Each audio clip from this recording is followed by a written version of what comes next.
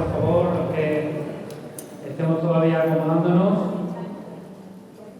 Buenas tardes de nuevo y muchas gracias por acudir a esta convocatoria impulsada por la Fundación Caja Rural de Utrera. En el día de hoy damos el pistoletazo de salida a la tercera edición de los premios Educación de la Fundación Caja Rural de Utrera. Comienza un camino que terminará el 23 de abril. Ahora lo vemos como un poquito lejos, pero el tiempo para lo bueno y para lo malo pasa muy rápido. Ese día será la celebración de la gala de entrega de los premios en el teatro, pero este año, antes de que llegue ese momento, igual que ha ocurrido en anteriores ocasiones, vamos a tener una serie de paradas muy interesantes dentro de todo este proceso de los premios. Al igual que ocurrió en la primera edición de estos premios, que se celebró en el año 2023, la iniciativa se centra este año en los centros de educación secundaria, bachillerato y ciclos formativos. En esta ocasión, la Fundación Caja Rural de Utrera ha propuesto lo que podemos llamar un desafío colaborativo. Se trata de desarrollar un proyecto común que involucre de la mejor forma posible a todos los centros participantes. La temática elegida este año es la tecnología, un tema que se ha escogido por la vital importancia que tiene en la actualidad en el día a día, tanto en las aulas como fuera de las aulas y para todos los protagonistas del acto educativo. La Fundación Caja Rural de Utrera ha diseñado, por tanto, un completo programa para esta edición 2025 de los premios, una iniciativa en la que se refleja gran parte de los objetivos que tiene esta institución. En esta tercera edición vamos a tener conferencias, talleres en las aulas y, por supuesto, la entrega de los premios a la que me refería. De esta manera, el objetivo es llegar a todos los integrantes de la comunidad educativa, a los profesores, a los alumnos, a los padres y a las madres. Damos, como decía, el pistoletazo de salida a esta tercera edición de los Premios de Educación con la primera de las conferencias, que va a estar protagonizada por una persona que desde el comienzo ha sido vital para este proyecto. Se está encargando de dirigir a un equipo de profesionales que van a profundizar en las próximas semanas, en los próximos meses, en diferentes aspectos relacionados con el uso de la tecnología en el mundo de la educación. Desde la Fundación Caja Rural de Utrera tenemos que dar las gracias de todo corazón a don Julio Cabero Almenara, quien desde el primer contacto se ha mostrado encantado de colaborar y ha ayudado en todo lo que ha podido al equipo encargado de poner en marcha esta tercera edición de los premios.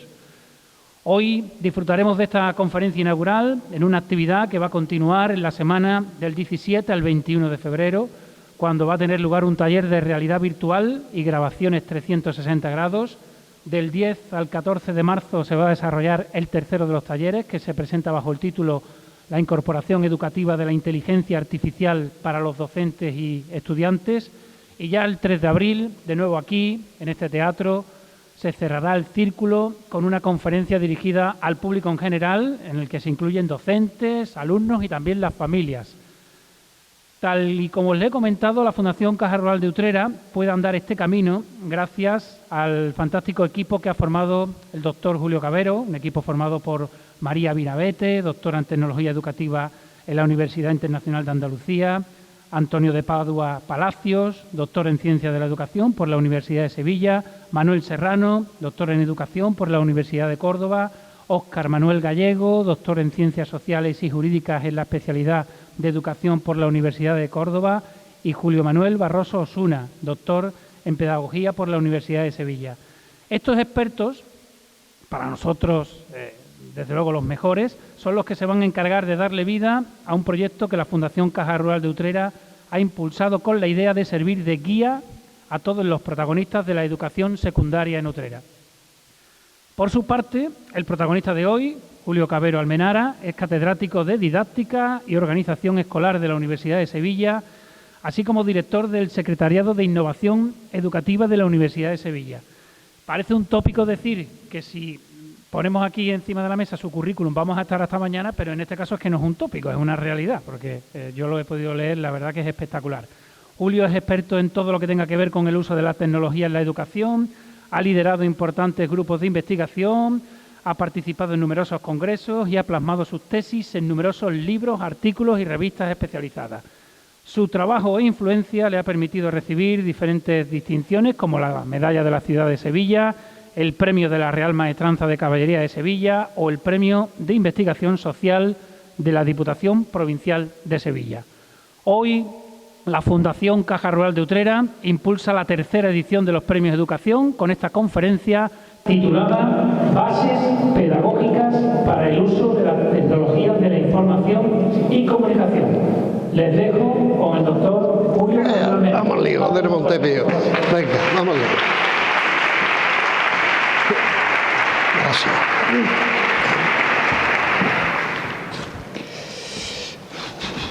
Bueno, vamos a ver.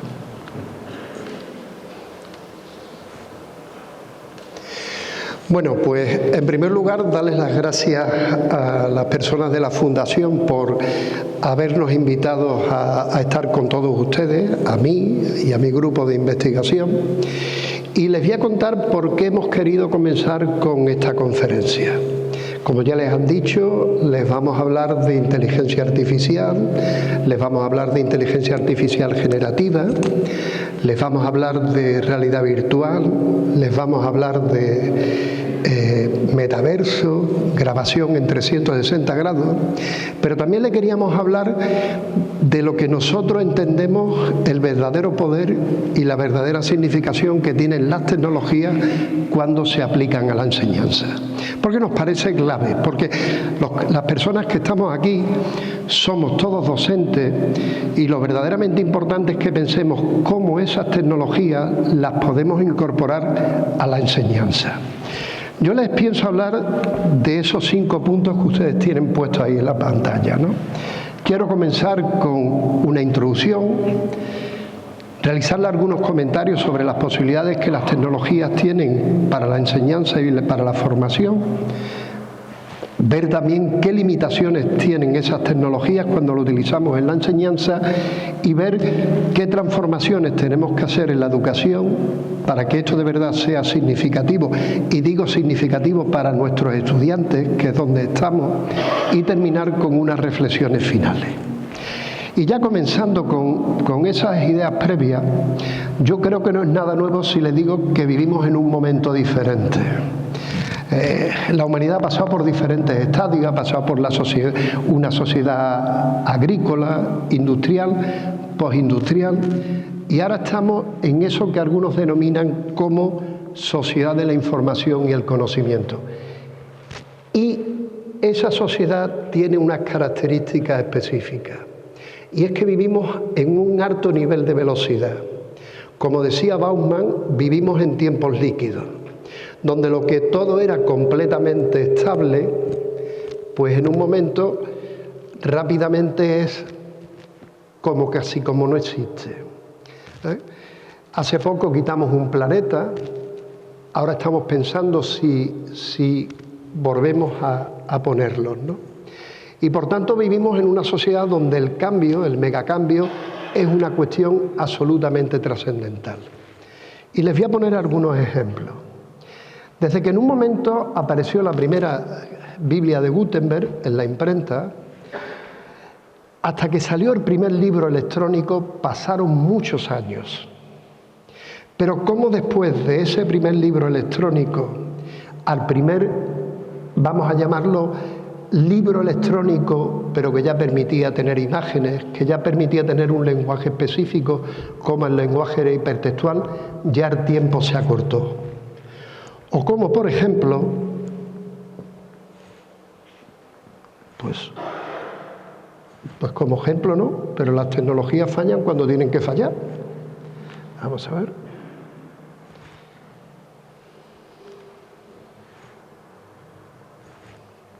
Pues no.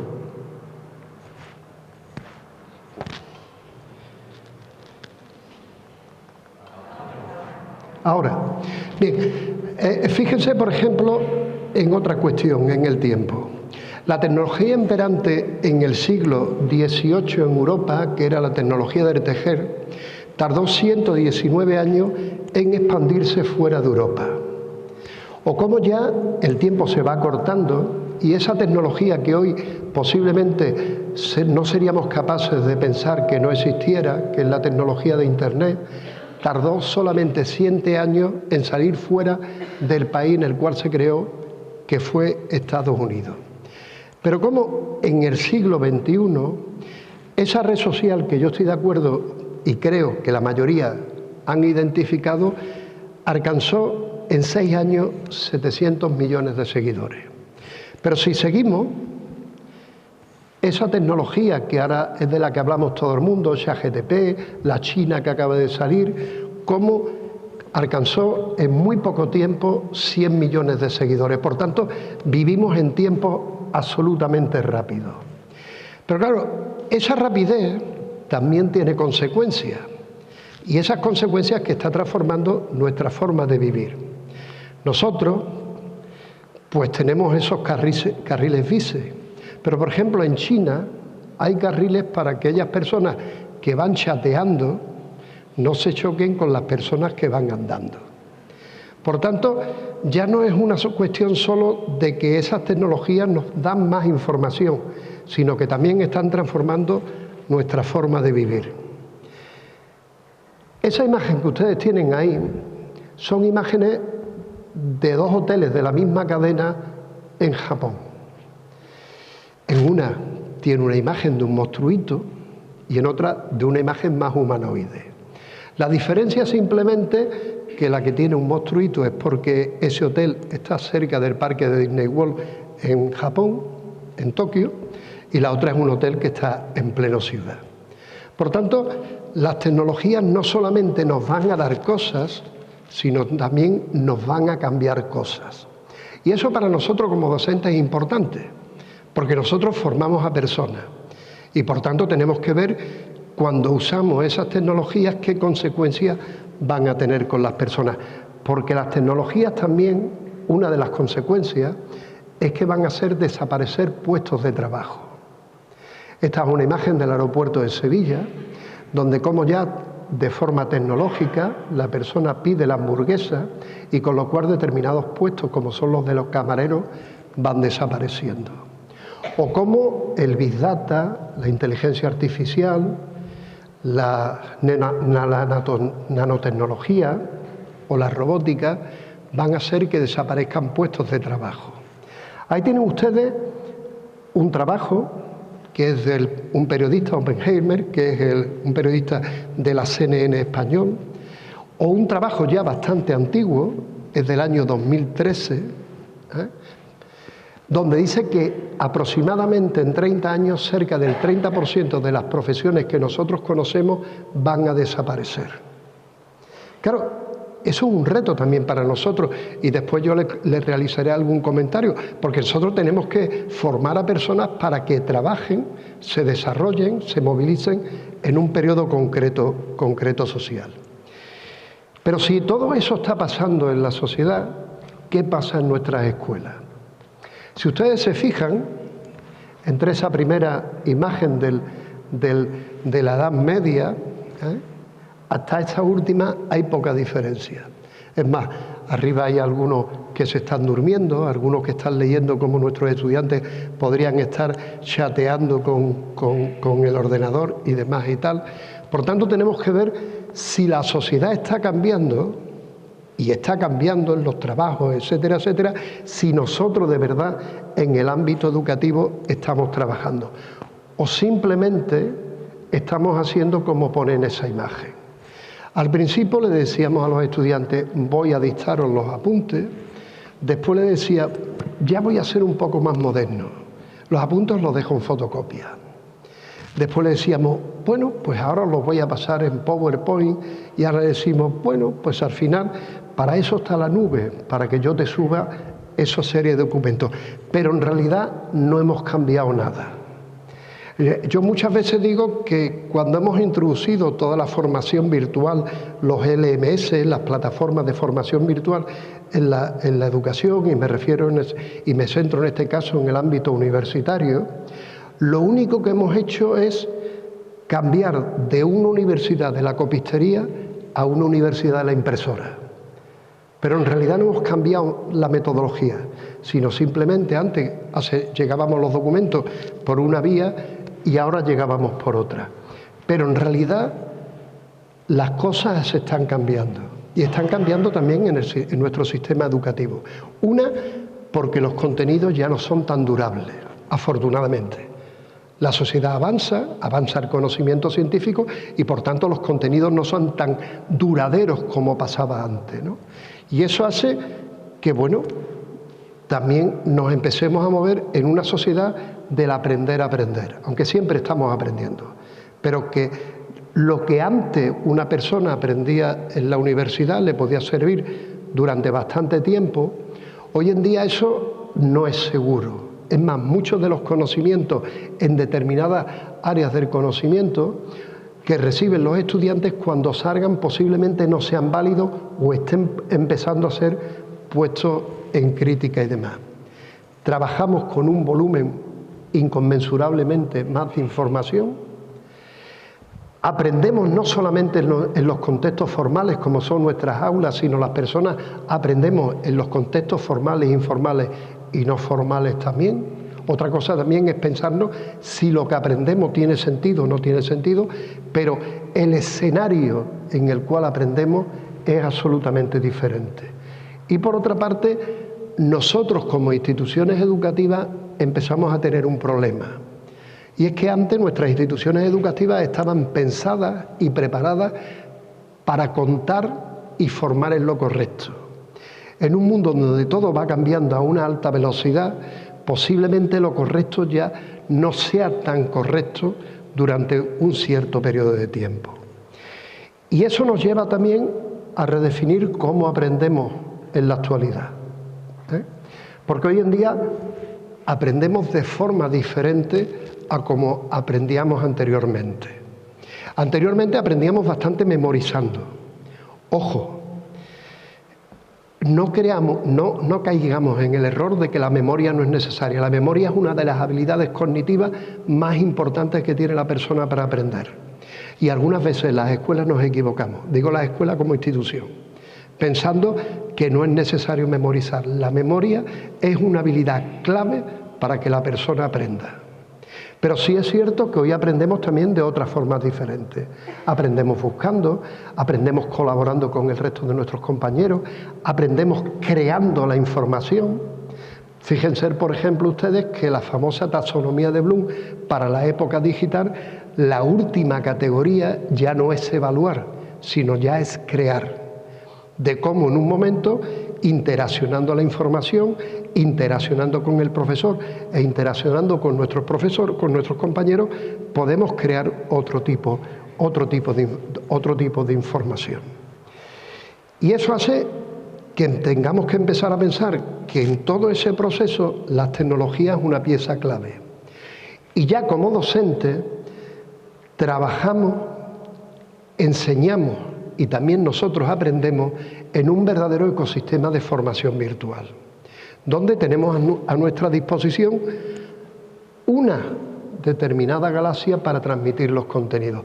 Anteriormente los contenidos los transmitíamos o bien a través de las bibliotecas, son absolutamente necesarias, no caigamos en el error en querer quitar lo analógico y sustituirlo todo por lo virtual.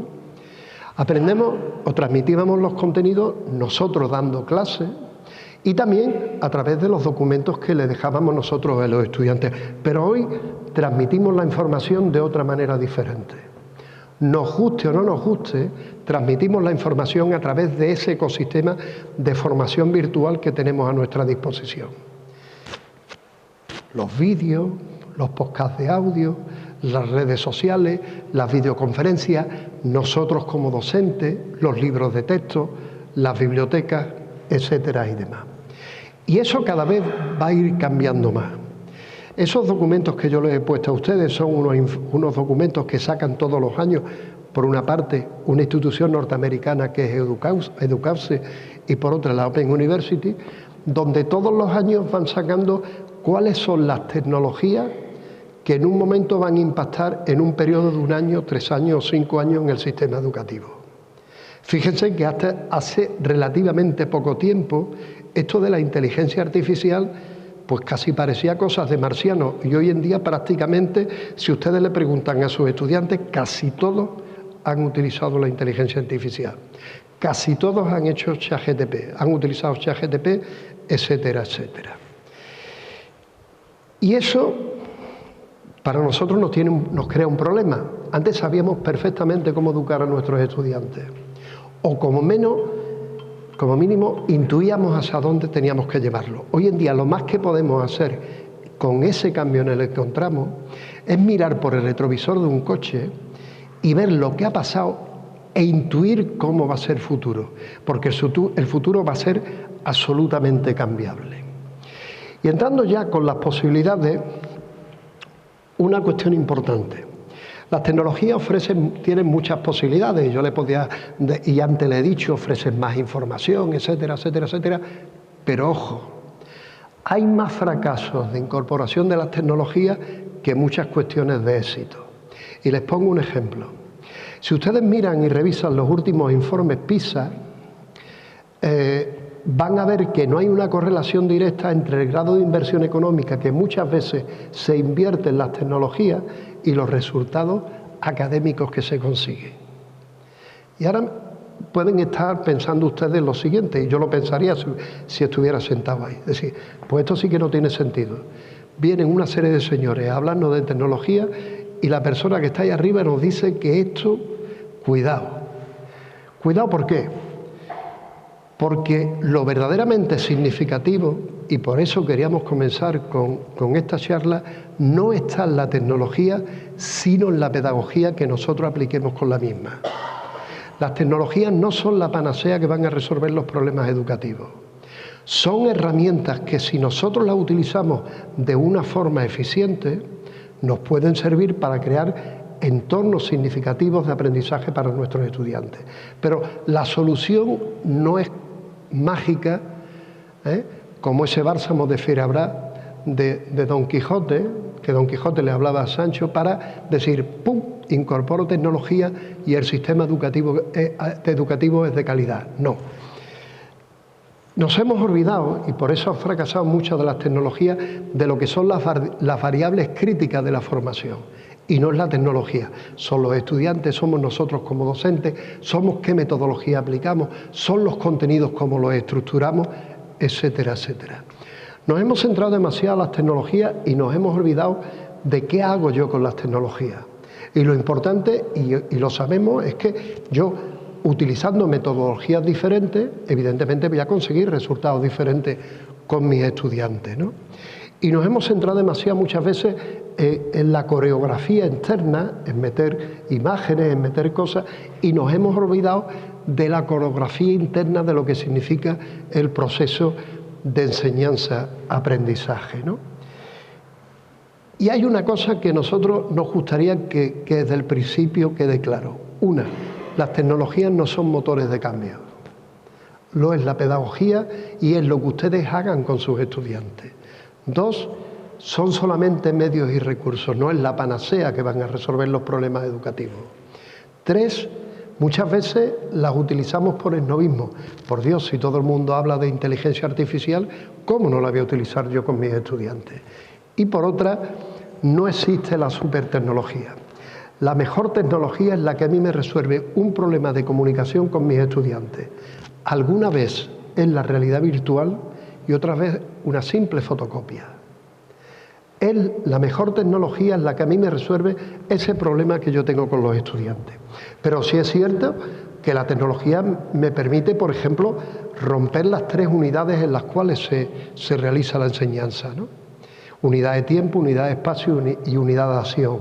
Internet me permite trabajar en tiempo y en espacios completamente diferentes.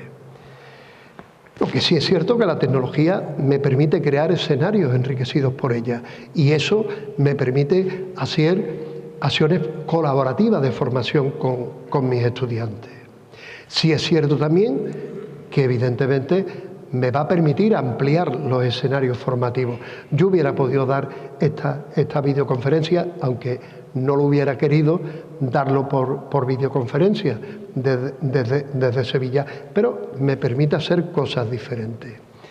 Me permite ampliar la oferta formativa que yo puedo comunicar, me permite decirle a los estudiantes que accedan a la información en diferentes soportes, aunque esto de los estilos de aprendizaje cada vez está puesta más en duda, pero lo que sí es cierto es que tenemos cierta predisposición a aprender por determinados recursos.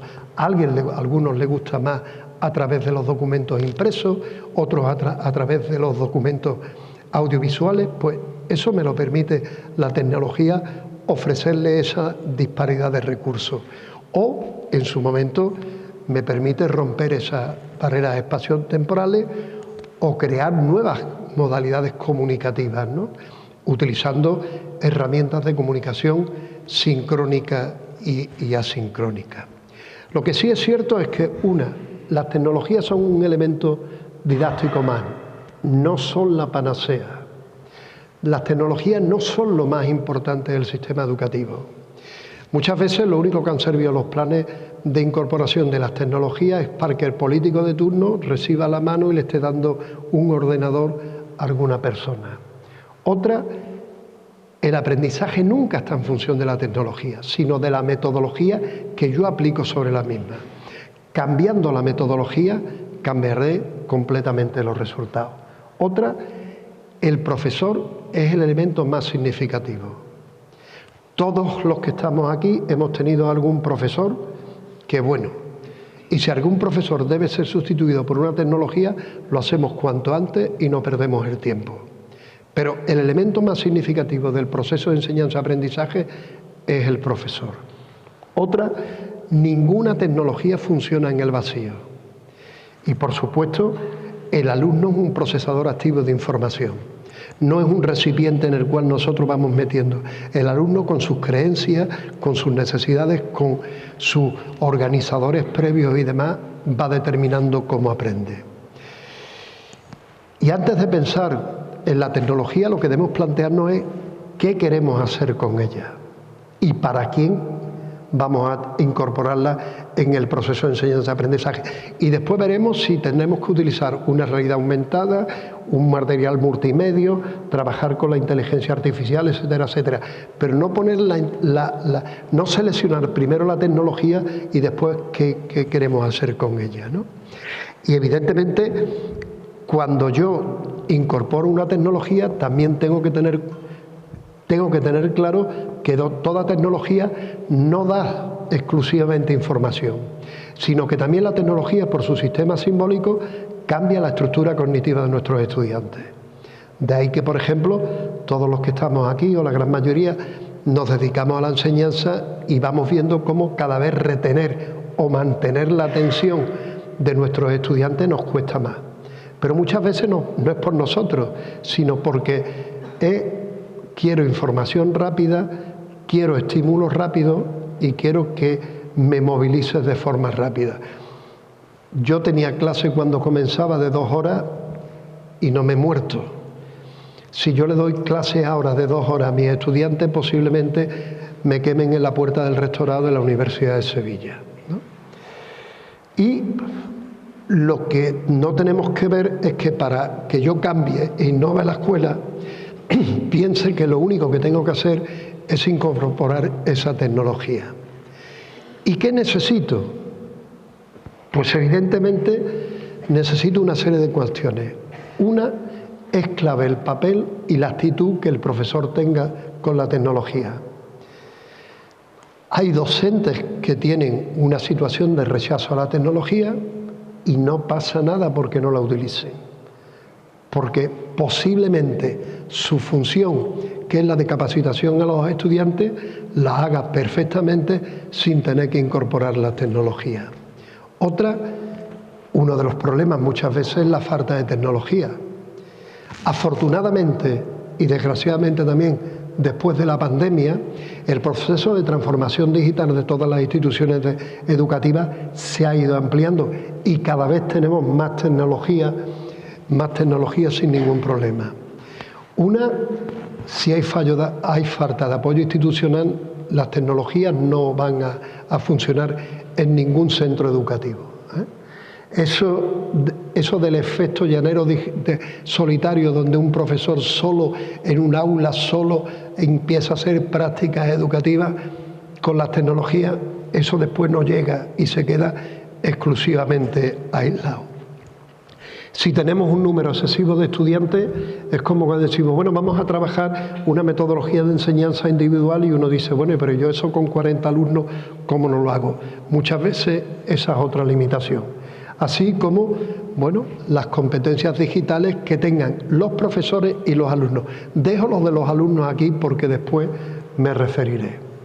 También lo que les he dicho, en centrarnos en las variables que no son claves. Olvidarnos los contenidos, metodología, etcétera, etcétera. El centrarnos demasiado en la tecnología. Hacer lo mismo que hacíamos sin la tecnología con la tecnología. Y no darnos cuenta que las tecnologías nos permiten hacer cosas diferentes. Y por tanto también nosotros, como docentes, arriesgarnos a hacer cosas diferentes con esas tecnologías, ¿no? Después también los docentes vivimos muchas veces en una fuerte paranoia, ¿no? Tenemos alumnos que son del siglo XXI. Nosotros somos del siglo XX y nuestras estructuras organizativas de las escuelas muchas veces son del siglo XIX. Cambiar solamente una variable no es necesario, sino que tenemos que hacer otro tipo de cambio. Y también el problema de la formación del profesorado, que afortunadamente cada vez menos problemas, porque afortunadamente cada vez los docentes pues tienen mayor capacidad y mayor competencia. En el caso de nosotros de Andalucía, pues bueno, con el modelo del Discon Edu y demás, ¿no? Pero sí hay una cosa, y es que si nosotros queremos transformar la educación, los cambios no deben ser solo puramente tecnológicos, sino deben ser cambios pedagógicos, organizativos y también políticos a nivel educativo. Cambiar una única variable de esa no sirve absolutamente para nada. O percibimos que los cambios en educación deben ser sistémicos o prácticamente no van a ser utilizados. Y ya para ir terminando una serie de reflexiones finales, y después ustedes me hacen las preguntas y las consideraciones que estimen oportuno. Primera cuestión. Nosotros como docentes nos encontramos en una situación de grandes retos. Uno, vamos a tener que formar a nuestros estudiantes para trabajos que incluso todavía no están pensados. E incluso no pensados, sino ni imaginados. Dos, vamos a tener que formar a nuestros estudiantes para tecnologías que ni están creadas. Y si hay algo creado, va a estar en centros muy específicos como la MIT y demás. Tres, vamos a tener que formar a nuestros estudiantes para resolver problemas sociales que todavía no se han dado, pero que se darán. Y cuatro, vamos a tener que formar a nuestros estudiantes para superar una brecha digital de inclusividad que va a ser verdaderamente significativa. Otra cuestión es que tengamos una idea muy clara de lo que son las tecnologías. En el 68, Umberto Eco escribió ese libro de Apocalípticos Integrados. Los que están radicalmente a favor de las tecnologías y radicalmente en contra. Yo creo que hay que crear un grupo intermedio, que son los críticos. Aquellos que pensamos que las tecnologías son válidas, nos pueden permitir hacer cosas verdaderamente interesantes con nuestros estudiantes, pero no son la panacea. Son un elemento más que nos pueden servir de ayuda. Cuando nosotros, en concreto creo que es el doctor Oscar Gallego el que va a estar trabajando con ustedes en el tema de la inteligencia artificial generativa y os enseña a producir una serie de vídeos y de materiales educativos y demás, eso es para que después se acople con una metodología que se utilice en un contexto formativo. Y eso nos va a exigir a nosotros como docentes tener unos nuevos roles. Pero no por nada. Hemos cambiado a lo largo de la historia de la educación. Antes desempeñábamos unas funciones porque teníamos que formar a los estudiantes para una sociedad específica con unas necesidades específicas y ahora tendremos que desempeñar otro porque tenemos que formar a nuestros estudiantes para otra sociedad con unas características específicas. Y yo creo que de todos esos roles, el más significativo es el de diseñador de situaciones mediadas de aprendizaje. Es decir, cómo yo analizo las diferentes tecnologías que va desde la fotocopia hasta la realidad virtual y la inteligencia artificial, cómo yo tengo en cuenta ese cúmulo de tecnologías que tengo a mi disposición y las organizo y diseño una situación instruccional para que mis estudiantes aprendan y que mis estudiantes adquieran los objetivos y las competencias que yo tengo previsto que ellos alcancen. Pero ahora viene el tema de los estudiantes. Ha habido un mito que ha funcionado fabulosamente, porque además es atractivo, que es el de los nativos digitales, ¿no? Ellos son nativos, nosotros somos inmigrantes, ellos son hartamente competentes en las tecnologías, nosotros no tanto. Eso es absolutamente falso. Ni ellos son tan competentes, ni nosotros somos tan oriundos en las tecnologías. Y eso se ha puesto perfectamente de manifiesto en todo el periodo de COVID. Ni la persona que creó Cobos, Presquito, etcétera, etcétera, que manejaron este concepto de nativos digitales, ya hoy ni lo defienden. Una cosa es que uno sea muy habilidoso con el dedo moviendo un móvil, y otra cosa es que eso implique una competencia cognitiva para ver cómo yo aprendo de esa tecnología. Y los alumnos pues tendrán que tener una serie de competencias: autorregulación del aprendizaje, una competencia digital que supera con creces la mera competencia instrumental, gestionar tiempo, etcétera, etcétera, etcétera. Porque el problema de los alumnos hoy en día no es de acceso a la información. El problema de los alumnos es que tengan competencias para saber qué hacen con esa información, cómo evalúan esa información para que esa información les sea interesante para resolver el problema de educación, el problema de investigación, el estudio de casos, el método de proyectos, el método de problemas que yo en su momento le haya puesto. Y eso también requiere que nosotros cambiemos nuestra concepción que tenemos sobre las tecnologías. Hemos trabajado demasiado con las tecnologías bajo el concepto de TIC, tecnologías de la información y el conocimiento. Y creo que debemos empezar a trabajar de las tecnologías con el concepto de TAC y de TEC. Tecnologías para el aprendizaje, el conocimiento, y tecnologías para el empoderamiento y la participación de los estudiantes. Y por tanto no solamente verlas como un instrumento de transmitir información en diferentes soportes y en diferentes sistemas simbólicos a nuestros estudiantes, sino también para que hagan cosas diferentes, interaccionen de la información de manera diferente y puedan empoderarse con esa información de manera distinta. Pero todo eso pasa por adquirir una competencia digital. Competencia digital, me refiero al ámbito de los estudiantes, y competencia digital me refiero también al ámbito de los profesores. Y ya para finalizar, tres cosas. Una, no confundir innovación tecnológica con innovación educativa. Son dos cosas completamente diferentes. Aunque hoy en día hay una serie de mantras que utilizamos todo el mundo la palabra innovación tecnológica, inteligencia artificial, transformación digital de las instituciones educativas. Una cosa es la innovación tecnológica y otra cosa es la innovación educativa. Yo puedo hacer innovación tecnológica en mi aula y no eso significa que esté haciendo innovación educativa. Otra, los problemas que tenemos hoy no son tecnológicos. Tenemos tecnologías que son absolutamente fáciles y nos permiten hacer cosas de manera muy rápida. Si no, piensen ustedes cuando existía ese procesador de texto, el WordStar, que para poner un subrayado teníamos que tener una regleta, una chuleta encima y había que darle con el teclo esto y con la otra mano así para poner un subrayado. Y hoy en día eso no tiene ningún tipo de problema. Y tercera cuestión, los problemas van a venir porque nosotros pensemos qué es lo que queremos hacer, por qué queremos hacerlo y para quién queremos hacerlo con las tecnologías. Y Muchas gracias por su atención. Ahí tienen ustedes la dirección del Grupo de Investigación de Tecnología Educativa, donde pueden ver algunas cosas, y ahora quedo a su disposición para las preguntas que me deseen realizar, que por supuesto espero que sean fáciles. Muchas gracias.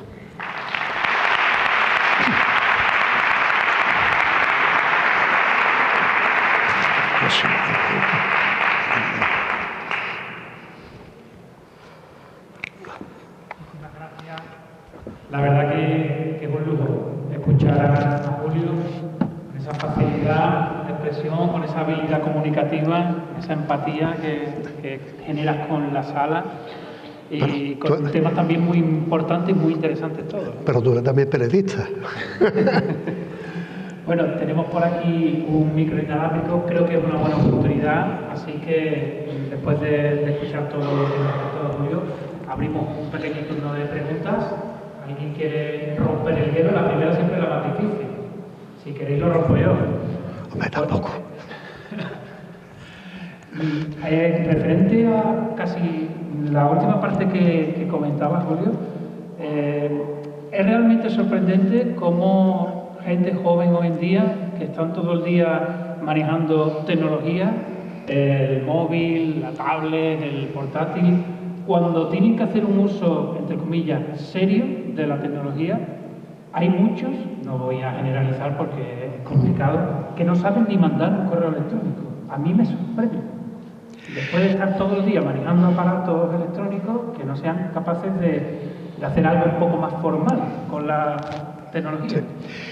Porque, vamos a ver, porque tenemos un imaginario de que si yo manejo muy rápido un ratón, yo automáticamente ya sé hacer cosas habilidosas cognitivas con el ratón, ¿no? Entonces muchas veces la interacción cognitiva que hace el estudiante entre el ratón y el codo, pero la verdadera habilidad cognitiva es cuando yo lo hago entre el ratón y mi estructura cognitiva. Eso es una de las cosas que nosotros, el doctor Barroso es profesor de tecnología educativa como yo, y entonces nos encontramos con nuestros estudiantes, que son de segundo de carrera. Entran en el aula de informática rápidamente y ahora le preguntan, bueno, ¿y esto para qué? ¿Esto cómo sirve? ¿Cómo lo organiza? Entonces ya tú le empiezas a hacer preguntas y entonces la cuestión ya es absolutamente diferente. Son habilidosos tecnológicos y habilidosos instrumentales, pero de ahí a cómo yo eso lo utilizo desde un punto de vista conceptual para desarrollar y promover cosas y resolver problemas tanto, son dos cosas diferentes. Hemos hecho mucha, y con los docentes nos ha pasado mucho con la formación que se ha hecho. Se ha hecho mucha formación instrumental en los profesores, ¿no? Es como cuando yo aprendo a manejar el PowerPoint y todo el mundo al principio ponía el ruido de un látigo, esa letra que estaba dando vueltas, y ya la tercera vez que uno lo veía decía, ¿cómo paro yo esto que no lo sé? Cuando en realidad lo verdaderamente importante del PowerPoint es que yo haga un discurso que me permita, digamos, enlazar con el público, sea estudiante o sea del tipo que sea. Y hemos presumido, usted es joven, usted ya sabe manejar las tecnologías y sabe hacer cosas con las tecnologías, ¿no? No, mire usted, esto es una herramienta y ahora usted tendrá que saber cómo manejar esa herramienta. Cuando yo mando un estilo o cuando yo mando un correo electrónico, ese correo electrónico, qué tipo de estructura, cómo me tengo que presentar, cómo le voy a demandarle y demás. Yo creo que hemos hecho demasiadas presunciones de que por ser jóvenes ya son nativos digitales y son competentes tecnológicos, y no es cierto. Entonces lo que muchos saben muy bien es perder el tiempo muy bien con la tecnología. Evidentemente sí. Es más, si nos empezamos a dar cuenta, hay muchos países que ya, por ejemplo, en el ámbito del manejo de las tecnologías en niveles de educación infantil la están restringiendo. Países como Finlandia, como Suecia o como en el 80 y pico creo que fue Francia y demás aquí. Aquí hace poco un grupo de expertos hizo para el gobierno un documento sobre la cuestión de las tecnologías. Las tecnologías son positivas, pero si tú las incorporas dentro de un proyecto de educación, de un proyecto de investigación. El que tú estés todos los días chateando, estás chateando, pero con eso no estás haciendo nada, digamos. Decía que si hoy se da una clase de 2 horas, los alumnos te persiguen, te intentan pegar, te intentan quemar. ¿Eso es porque han cambiado nuestras costumbres o han cambiado nuestras estructuras cognitivas? Yo creo que por una parte ha cambiado nuestras estructuras cognitivas. Cuando uno está trabajando con sistemas simbólicos que quieren la rapidez y todo este tipo de cosas, hace que uno tampoco tenga la capacidad de concentración. Eso por un momento. Pero también pasa otra cuestión. El sistema educativo, yo creo que a lo mejor se empieza a ser demasiado permisivo. Es complicado lo que estoy diciendo, pero que a lo mejor yo recibía clase de 2 horas y no me he muerto. Y los que estamos aquí creo que estamos más o menos en la misma banda de edad, ¿no? Y a lo mejor, por ejemplo, yo no llego a lo que autores como Lurie está escribiendo, ¿no? De que el sistema educativo es demasiado buenista, pero sí es cierto que el proceso de aprendizaje es un proceso contra natura. Y entonces tú, el que te vayas moviendo y vayas chateando, no vas aprendiendo, tú tienes que tener un esfuerzo. Y eso también deberíamos repensarlo. Y en las tecnologías está pasando lo mismo. O sea, el que tú estés viendo un vídeo,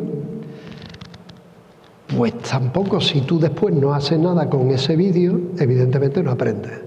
O cómo ese vídeo está organizado. No es lo mismo que yo le diga a un estudiante, si hago, por ejemplo, la metodología, darle la vuelta a la clase, que yo le mande al estudiante el vídeo para que lo vea en casa, posiblemente muchos no lo vean, o que yo utilice el mecanismo de una herramienta, no voy a decir ningún nombre, donde cada cierto tiempo el vídeo se para, le hace una pregunta al estudiante, si el estudiante no la contesta, no permite que el estudiante siga con el vídeo.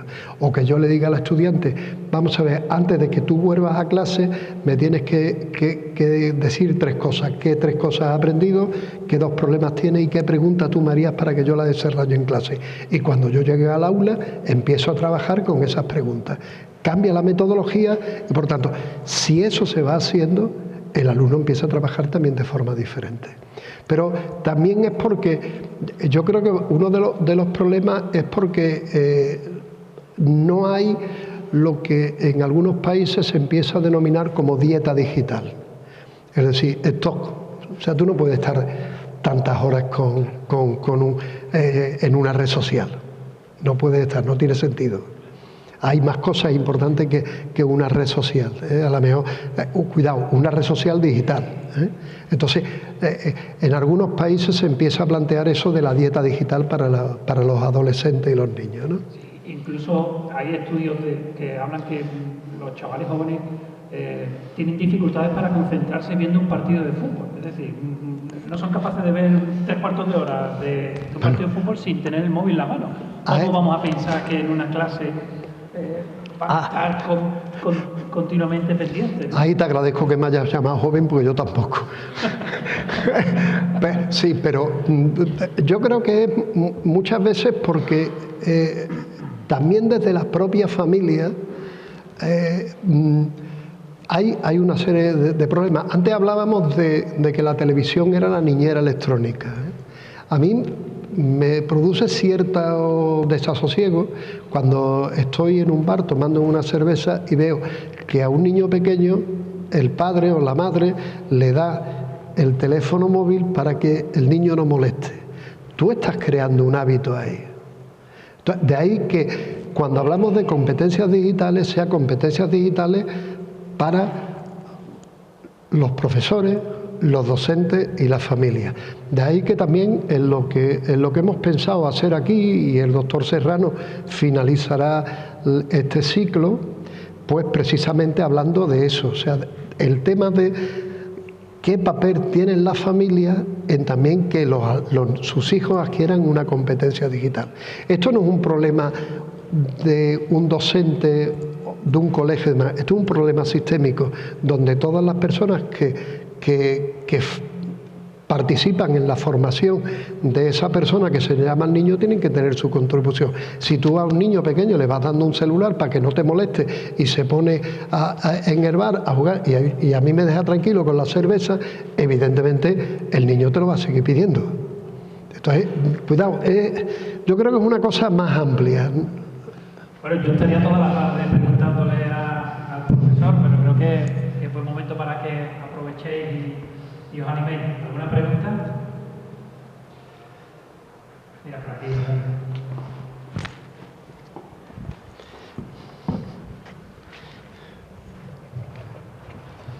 Hola, buenas tardes. Hablamos mucho de la adolescente en educación de adultos, hasta cuándo hemos llegado al adulto a seguir repitiéndose. Que se sabe de hecho de que hay mucha necesidad de estar al día para contestar y para sobrevivir. Hay derecho, existe el derecho contemplado o algo ya, algún estudio que diga deja ya de aprender para seguir siendo una persona que pueda disfrutar de su jubilación. Es que el sonido, ni él ni yo nos hemos enterado. Lo siento. Bueno, lo voy a preguntar en voz. Venga. Educación de adultos. Cuando yo me vaya a jubilar, si me permite, ¿cuándo dejaremos de estar coaccionados para seguir aprendiendo, para seguir sobreviviendo a la era de la tecnología? ¿Se sabe algo? ¿Hay algún estudio? ¿La manera de aprender? ¿Enseña ahora ser válido? ¿Hasta cuándo? Porque las estructuras mentales son totalmente diferentes. De eso pues se habla mucho de los jóvenes. ¿Qué pasa de estas personas mayores que vienen aquí de informática? ¿Qué va a pasar con nosotros? ¿Tenemos derecho a descansar? ¿Hay algún tipo de estudio ya hecho en cuanto a ética con respecto al aprendizaje, las nuevas tecnologías para hacer uso de tu descanso en la época que uno se jubile? Yo aquí abro un campo nuevo, el de la ética, en el cual creo que hay que también apostillar un poquito de esfuerzo en ese campo, porque por lo que veo el sometimiento que nos queda es muy perdurable. Mire, yo creo que en el tema de educación de adultos, si le he escuchado bien, porque el audio no es bueno, en el tema de educación de adultos se está manejando bastante las tecnologías. Más de lo que en su momento más de lo que en un momento la gente se cree. Les voy a comentar dos cosas. Una que la hemos hecho nosotros y otra que se está llevando ahora mismo en la Universidad de Huelva. La Universidad de Huelva está ahora mismo llevando un proyecto de investigación I+D+I en competencias digitales para las personas adultas y está dando buenos resultados. Por parte de nosotros, en una de las barriadas más pobres de Andalucía, que es la de La Oliva, hemos estado desarrollando un proyecto de capacitación digital de las personas adultas. Y las personas adultas, yo creo que en el momento que tú organizas una acción formativa donde les rompen el miedo y se dan cuenta que las tecnologías no son tan absolutamente complicadas, hacen bastantes cosas. Lo que nosotros hemos estado viendo en la barriada de La Oliva cuando estaban trabajando los adultos con las tecnologías era verdaderamente significativo y especular. En Estados Unidos, el colectivo de los adultos, que se llaman los Panteras Grises, son uno de los que utilizan más las tecnologías. Entre otros motivos porque la dinamicidad que tiene Estados Unidos hace que también para conectarse con sus nietos, con sus hijos y demás adquieran rápidamente ese tipo de competencias y demás, y cada vez hay más ese desarrollo. Dentro de la Unión Europea, en los planes que yo conozco, dentro del DISCON, una fuerte medida va precisamente para potenciar la competencia digital de las personas adultas. Y hoy en día yo creo que la gran mayoría de personas adultas tienen ciertas habilidades para estar trabajando con las tecnologías. Sí es cierto que hay una brecha digital puramente generacional, esa sí es cierta. Y también es cierto que cada vez se van haciendo más medidas para que se puedan, digamos, resolver, ¿no? Pero es un campo de utilización y lo que nosotros conocemos funciona perfectamente. ¿Alguna pregunta más? Es que no sé. Yo me voy a bajar y así, sí, porque así me entero mejor. Bueno. Y me voy acercando porque es que si no... Vale, buenas tardes. Bueno, una pregunta que... Una de las cosas más interesantes que yo veo de la irrupción de la tecnología, de todas estas tecnologías, es la inteligencia artificial en las aulas, ¿no? Cómo tenemos que convivir con el ChatGPT y que cómo ciertas prácticas y ciertas herramientas que los docentes a las que recurríamos, por ejemplo, para mandarle un trabajo a un alumno, un informe sobre algo, el alumno ahora mismo te lo está haciendo con el ChatGPT y eso es una cosa que yo creo que todos los que estamos aquí pues ahora mismo lo estamos viviendo, ¿no? ¿Cómo podemos convivir con eso o a qué no? O eso nos obliga, me imagino, a cambiar un poco de mentalidad a la hora de mandar ciertas tareas o adaptar esas tareas que queremos que haga el alumnado, o cómo aprende un alumnado, o cómo podemos hacer que la inteligencia artificial sea una herramienta aliada nuestra, si es el caso. Yo no le voy a comentar y no le voy a comentar, porque sé que mi compañero Óscar le va a tratar de eso. Es simplemente cambiando las actividades que usted va a hacer con el ChatGPT.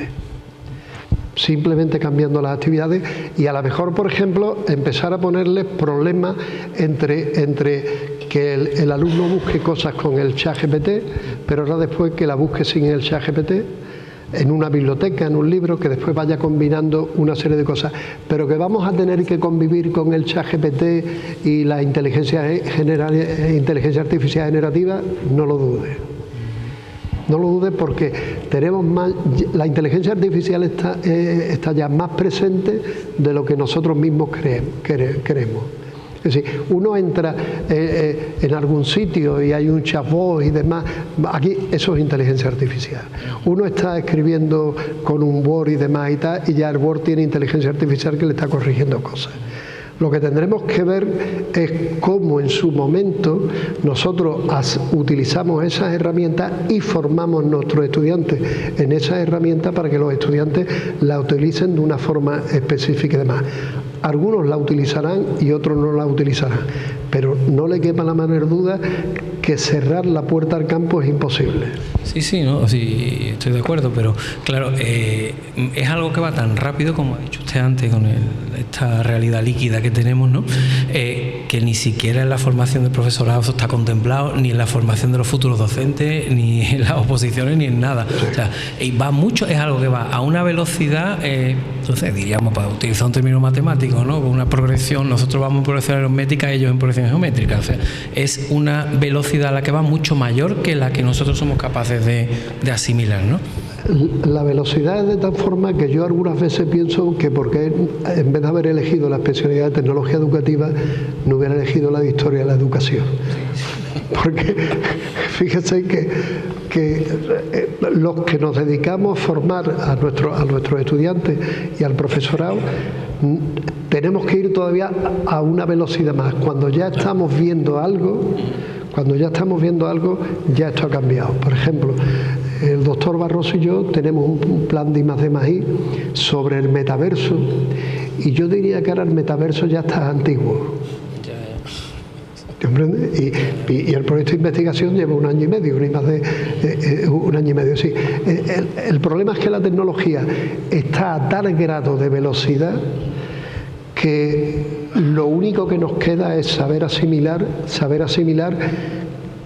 cómo esa tecnología me puede resolver un problema educativo y cuál es la mejor que yo utilice. Pero si yo quiero seguir la última tecnología, primero es absurdo, porque la experiencia de la investigación en tecnología educativa es que está llena de grandes fracasos de tecnología que nunca llegaron a ningún sitio. Por ejemplo, el videodisco interactivo, que se vendió como era la panacea, que eso iba a ser tanto, y videodiscos interactivos pudieron sacar 5, 6 y demás. Creo que uno fue un concierto de Mike Oldfield en un castillo de Escocia y demás, y 4 o 5 películas de animalitos, pero después fracasó, y todos los documentos, los soportes tecnológicos y demás. Ese es un gran reto que nosotros tenemos, y ojo, por eso le decía yo que el gran problema que tenemos los profesores, y de ahí reivindico que nos suban el sueldo, es que vamos a trabajar en un entorno cada vez más incierto, porque no no nos podemos imaginar. Mire usted, nosotros estamos trabajando en una universidad, la UTPL, en una universidad en Ecuador, y estamos formando en inteligencia artificial a todos los profesores. Y ahora vamos a trabajar en cómo utilizar la inteligencia artificial para la selección de los estudiantes que entran en arquitectura. Vamos cada 6 meses. Cuando volvemos la segunda vez, los 6 meses, los primeros días es recambiar lo que le habíamos enseñado. Entonces ya no damos 5 días de clase, damos 2 de recambio y 3 de cosas nuevas. ¿Por qué? Porque esto está a una dinámica y una velocidad que es absolutamente... Ojo, también deberemos nosotros que tener una competencia de decir esto es lo que me sirve para lo que yo necesito. Y no pretender seguir la última tecnología porque entonces nos vamos a volver absolutamente locos, ¿no? No, muchas gracias. No. ¿Alguna pregunta más? ¿Alguna pregunta a la 1? ¿Alguna pregunta a las 2? ¿Alguna pregunta a las 3? Muchas gracias por su paciencia.